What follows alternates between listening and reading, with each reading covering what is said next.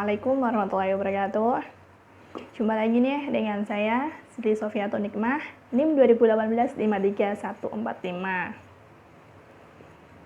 Pada kesempatan kali ini, saya akan melakukan presentasi ulang materi audit sistem informasi.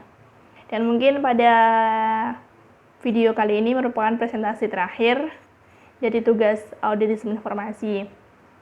Dan materi yang akan saya presentasikan ulang yaitu mengenai audit manajemen perusahaan atau penerapan audit manajemen terhadap perusahaan. Langsung saja pada materinya. Nah, di sini ada bagian dari konsep dasar audit. Yang pertama ada perencanaan, pengorganisasian, pengarahan atau kontrol. Dan yang selanjutnya ini ada 3 aspek sumber daya, informasi, dan teknologi. Dari ketiga aspek ini menghasilkan suatu tujuan dari perusahaan. Nah, yang di bawah ini ada pengawasan dan pengendalian. Lalu ada aktivitas audit. Dari pengawasan dan pengendalian ini menghasilkan tujuan audit perusahaan tersebut. Yang pertama ada dapat dipercaya data akuntansi, yang kedua terjaganya keamanan aset perusahaan, dan yang ketiga berjalannya operasi secara efisien. Yang terakhir, ditaatinya ketentuan, peraturan, dan kebijakan dari perusahaan tersebut. Nah, ini merupakan hubungan dan fungsi yang ditimbulkan dalam audit. Ada 3 alur atau 3 pelaku.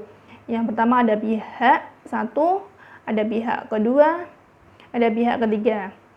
Antara pihak 1 dan pihak kedua, ini ada proses audit. Dan dari pihak kedua dan pihak ketiga ada proses pertanggungjawaban. Nah, dari pihak 1 ke pihak 3, ini juga ada proses pengesahan. Atau dari pengesahan dokumen yang dilakukan pihak 1 kepada pihak ketiga. Nah, dari alur ini dapat kita ketahui kalau pihak ketiga ini merupakan pimpinan, dan yang pihak kedua ini adalah audit. Yang pihak satu ini merupakan karyawan biasa. Jadi pihak ke-1 ini melakukan pengesahan dokumen, pengesahan laporan kepada pihak ketiga. Nah, dari pengesahan ini akan diaudit oleh pihak kedua. Lalu pihak kedua melakukan pertanggungjawabannya kepada si atasan atau pihak ketiga tersebut. Nah, ini selanjutnya mengenai definisi dan jenis audit manajemen. Jadi di sini audit manajemen merupakan pengevaluasian terhadap efisiensi dan efektivitas operasional perusahaan. Di bawah ini ada beberapa jenis-jenis dari audit manajemen. Ada 4 jenis. Yang pertama yaitu audit laporan keuangan. Di sini audit laporan keuangan berhubungan dengan finansial perusahaan atau keuangan dari perusahaan tersebut. Nah, yang kedua ada audit kepatuhan. Audit kepatuhan ini berhubungan dengan kinerja, absensi, cuti atau lembur jadi karyawan-karyawan atau pegawai-pegawai yang ada di perusahaan. Nah, yang selanjutnya ada audit internal. Dan yang terakhir ada audit operasional. Audit operasional ini berhubungan dengan manajemen atau keseluruhan proses yang ada di perusahaan tersebut. Selanjutnya mengenai tipe audit, pelaksana, tujuan, dan penerima laporannya. Ini ada 1, 2, 3, 4 dari keempat jenis audit yang sebelumnya tadi. Yang pertama audit laporan keuangan. Jadi di sini pelaksananya itu auditor eksternal yang bertujuan menentukan apakah laporan audit telah disusun sesuai dengan prinsip-prinsip akuntansi yang berlaku umum atau belum. Nah, penerima laporan tersebut itu ada pihak ketiga. Di pihak ketiga itu ada investor dan kreditor. Selanjutnya audit kepatuhan. Di pelaksana audit kepatuhan ini itu dari audit internal atau audit eksternal. Jadi bisa kedua-duanya. Tujuan dari audit kepatuhan ini yaitu menentukan tingkat kepatuhan suatu entitas terhadap hukum, kebijakan, rencana, dan prosedur. Lalu, penerima dari laporan audit kepatuhan meliputi manajemen entitas yang bersangkutan atau pemerintah. Yang ketiga ada audit internal. Pelaksananya sendiri itu ya auditor internal tersebut. Dan ini bertujuan untuk menilai keandalan laporan keuangan, menentukan tingkat kepatuhan suatu entitas, menilai pengendalian internal organisasi, lalu menilai efisiensi dan efektivitas pengguna sumber daya, dan yang terakhir itu bertujuan untuk program peninjauan terhadap konsistensi hasil dengan tujuan organisasi. Di sini penerima laporan tersebut yaitu dari manajemen dari entitas yang bersangkutan. Dan yang terakhir ada auditor operasional atau manajemen. Pelaksana dari audit tersebut yaitu auditor eksternal atau bisa juga dari auditor internal. Tujuan dari audit operasional yaitu dia melakukan penilaian efisiensi dan efektivitas penggunaan sumber daya dalam perusahaan tersebut. Dan penerima laporan yaitu manajemen dari entitas yang bersangkutan. Next. Selanjutnya yaitu mengenai ruang lingkup, sasaran, dan tujuan audit manajemen. Mengenai ruang lingkup. Ruang lingkup di sini itu meliputi seluruh aspek kegiatan manajemen, baik itu seluruh atau sebagian dari program atau aktivitas yang dilakukan dalam perusahaan tersebut. Sasaran di sini itu meliputi kegiatan, aktivitas, program, dan bidang dalam perusahaan yang perlu perbaikan atau perlu peningkatan, baik dari segi ekonomi, atau efisiensi, atau efektivitas. Lalu selanjutnya ada elemen tujuan audit. Elemen dari tujuan audit itu ada tiga bidang, yaitu kriteria, penyebab, dan akibat. Kita juga perlu mengetahui ketiga dari aspek tersebut. Dari kriteria seperti standar aktivitas, kalau dari penyebab itu seperti tindakan atau aktivitas individu di perusahaan tersebut. Lalu pada akibat, kita juga harus memperhatikan dari perbandingan antara penyebab dengan kriteria tersebut. Jadi, ini merupakan suatu ruang lingkup sasaran dan tujuan dari audit manajemen tersebut. Yang selanjutnya ini ada kerangka audit manajemen. Di sini ada kriteria. Lalu, kondisinya itu hasil aktual pelaksanaan program dan penyebabnya yaitu pelaksanaan program.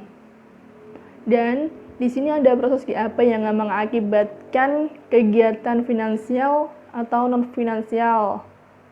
Lalu, ada kegiatan rekomendasi. Dari kegiatan rekomendasi tersebut akan dilakukan proses tindak lanjut untuk proses selanjutnya. Next, di sini ada prinsip dasar audit. Ada beberapa prinsip dasar yang perlu kita ketahui dalam melaksanakan audit sistem dalam perusahaan tersebut, yaitu yang pertama kita harus mengaudit dititik beratkan pada objek audit yang berpeluang untuk diperbaiki. Dan yang kedua, persyaratan penilaian terhadap kegiatan objek audit itu juga perlu diperhatikan. Yang ketiga, pengungkapan adanya temuan-temuan yang bersifat positif. Yang keempat, ada identifikasi individu yang bertanggung jawab terhadap kekurangan yang terjadi. Yang kelima, ada penentuan tindakan. Penentuan tindakan ini terhadap tugas yang seharusnya bertanggung jawab dari semuanya. Dan yang keenam, ada pelanggaran hukum. Pelanggaran hukum ini juga harus dijadikan prinsip dasar dalam melakukan audit sistem. Yang terakhir, kita juga harus memperhatikan menerapkan prinsip penyelidikan dan pencegahan kecurangan untuk menghindari hal-hal yang buruk yang kemungkinan bakal terjadi nantinya. Yang selanjutnya ada perbedaan audit manajemen dan audit keuangan. Di sini perbedaannya dibedakan menjadi 5 golongan.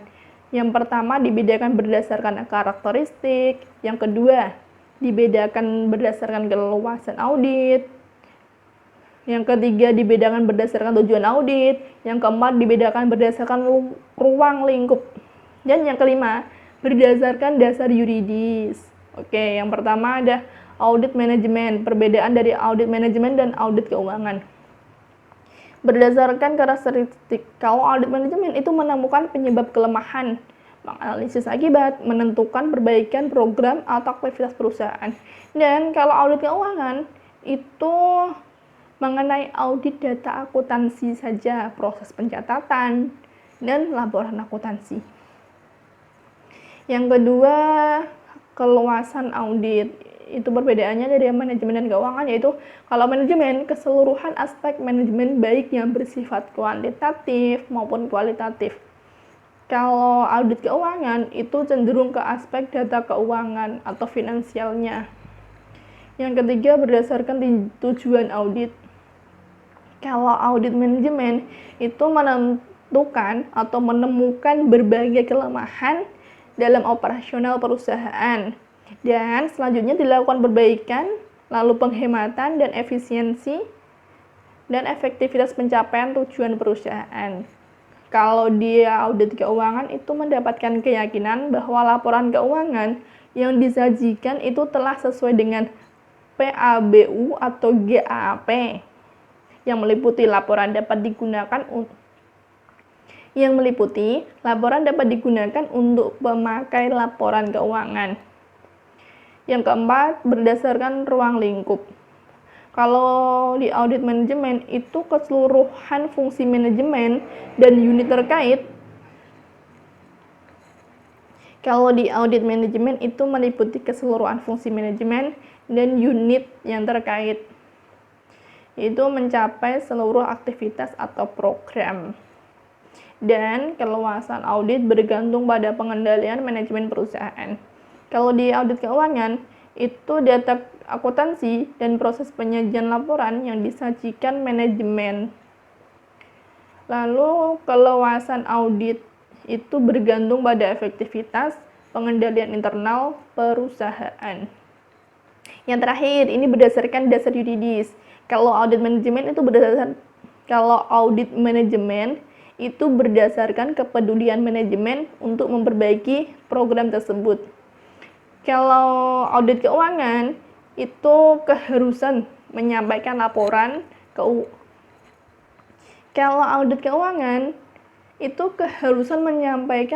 keuangan yang telah diaudit atau yang telah diakuntan menjadi akuntan publik.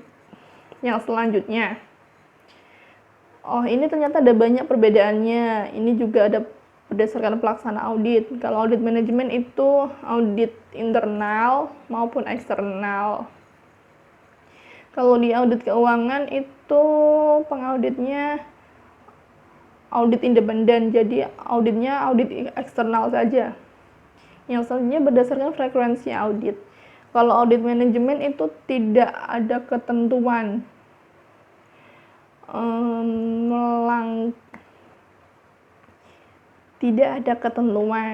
berarti kepedulian manajemen mencapai efektivitas dan efisien program. Kalau di audit keuangan itu bersifat reguler dan rutin seperti penerbitan LK. Kalau yang selanjutnya berdasarkan orientasi hasil audit. Kalau di audit manajemen, audit merupakan perbaikan kinerja masa datang atau anticipatory audit lah. Kalau yang di audit keuangan itu audit merupakan data keuangan yang bersifat historis atau penilaian kinerja masa lalu. Yang nomor 9 itu berdasarkan bentuk laporan. Kalau di audit manajemen, komprehensif atau disebut juga kesimpulan audit, kesimpulan penting, itu meliputi dari rekomendasi. Belum ada standar baku juga. Jadi laporan tergantung dari kemampuan auditor tersebut. Kalau di audit keuangan memiliki standar baku seperti standar profesional akuntan publik atau SPAP, dan laporan bentuk pendek yang menyertai laporan keuangan hasil audit tersebut. Yang terakhir, ada pengguna laporan. Berdasarkan pengguna laporan, kalau di audit manajemen itu penggunanya dari pihak internal. Kalau yang audit keuangan itu pihak eksternal, seperti pemegang saham, investor potensial, kreditor, atau pemerintah. Next, tahap dalam audit. Jadi audit ini juga ada tahap-tahapannya. Tahap yang pertama dari audit pendahuluan. Itu tujuannya informasi, latar belakang objek, lalu penelaahan peraturan, ketentuan, dan kebijakan, penemuan objek, atau menentukan audit sementara. Tahapannya kedua itu melakukan review atau disebut juga dengan pengujian pengendalian manajemen. Ini bertujuan untuk menilai efektivitas pengendalian manajemen, memahami pengendalian yang berlaku, mengetahui potensi kelemahan, dan mendukung audit sementara dan menjadikannya audit yang sesungguhnya. Yang selanjutnya mengenai tahap terinci. Ini bertujuan mengumpulkan bukti yang cukup, bukti yang relevan, dan bukti yang kompeten. Tujuannya juga mengembangkan temuan yang berkaitan temuan satu dengan temuan yang lainnya, lalu disajikan dalam kertas audit atau KKA sebagai pendukung kesimpulan rekomendasi yang dibuat. Tahap yang selanjutnya ada pelaporan. Jadi ini bertujuan untuk mengkomunikasikan hasil audit termasuk rekomendasi ke pihak yang berkepentingan. Lalu laporan komprehensif itu berisi atau digunakan untuk menyajikan temuan penting hasil audit untuk mendukung kesimpulan audit dan rekomendasi. Tahap yang selanjutnya itu tindak lanjut. Jadi tahapan ini itu bertujuan mendorong pihak yang berwenang untuk melaksanakan tindak lanjut atau proses perbaikan sesuai dengan rekomendasi yang diberikan.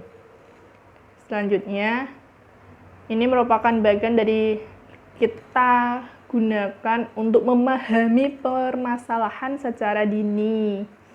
Jadi ini ada audit manajemen,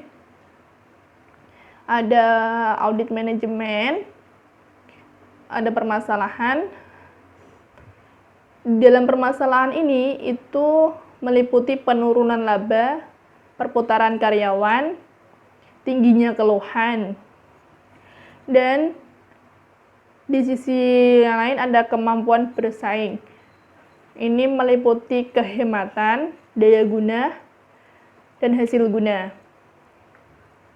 Jadi di sini itu dalam pendayagunaan efisiensi atau hasil guna itu perlu ditingkatkan.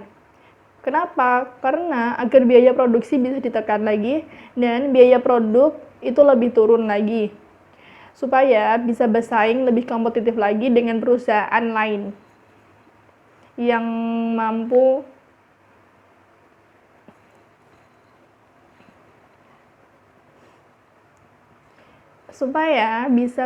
lebih kompetitif dengan perusahaan lain.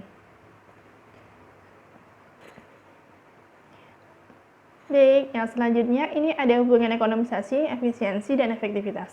Di sini terdiri dari ada rencana operasi dan hasil aktual. Prosesnya yaitu pengorbanan yang direncanakan dan ini menghasilkan ekonomisasi, lalu mengorbankan yang terjadi. Lalu kegiatan proses ini dilakukan efisiensi secara efisien atau secara ditekan lagi lebih praktis. Lalu dari proses ini menghasilkan output yang meliputi dari tujuan, efektivitas, dan hasil yang akan dicapai. Jadi keseluruhan ini meliputi ekonomisasi, efisiensi, dan efektivitas. Selanjutnya mengenai ruang lingkup audit. Di sini ada beberapa ruang lingkup dari audit tersebut. Ruang lingkup dari audit manajemen yaitu yang pertama ada audit SDM, audit produksi dan operasi, lalu ada audit pajak, dan ada audit manajemen lingkungan. Selanjutnya ada audit sistem kepastian, audit sistem informasi, lalu audit pemasaran, dan yang terakhir ada audit manajemen lainnya. Ini merupakan bagian-bagian dari audit manajemen atau ruang lingkup yang ada dalam audit manajemen. Selanjutnya mengenai langkah audit. Langkah audit itu yang pertama kita harus melakukan audit pendahuluan. Lalu selanjutnya kita juga harus melakukan pengujian dan review SPM. Selanjutnya yaitu audit lanjutan. Audit lanjutan ini meliputi ekonomisasi, efisiensi, efektivitas. Lalu dari audit lanjutan ini kita masuk ke langkah pelaporan. Langkah pelaporan dari ekonomisasi atau kegiatan-kegiatan yang telah dilakukan. Dan pelaporan ini akan disampaikan kepada si atasannya. Nah, ini selanjutnya ada kertas kerja audit. Kertas kerja audit itu meliputi temuan kriteria, temuan penyebab, dan temuan penyebab ini dilakukan kesimpulan audit. Kita juga harus menentukan kesimpulannya dari penyebab apa yang telah terjadi. Dan dari kesimpulan ini, maka akan dilanjutkan atau maka akan muncul temuan dari akibat dari penyebabnya tadi. Oke, selesai. Jadi pada video terakhir ini mungkin sampai sini aja, mungkin seperti yang telah saya sampaikan tadi. Saya ucapkan terima kasih dan saya mohon maaf apabila dalam penyampaiannya kurang baik, kurang jelas, dan atau ada yang salah. Mohon dimaklumi, mohon maaf. Saya ucapkan terima kasih, semoga bermanfaat.